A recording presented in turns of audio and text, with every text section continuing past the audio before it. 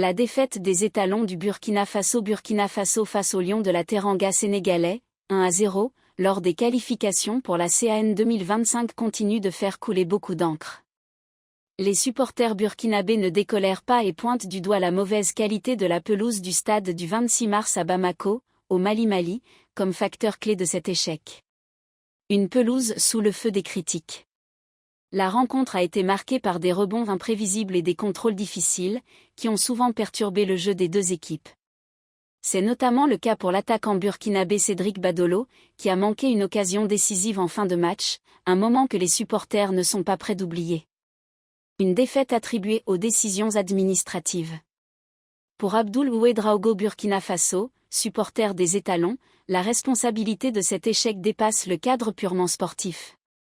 Ce n'est pas de la faute de Cédric Badolo, mais de la personne qui a décidé qu'on allait jouer au Mali. C'est à cette personne qu'on doit notre défaite. J'en ai fini. Un problème récurrent pour les étalons.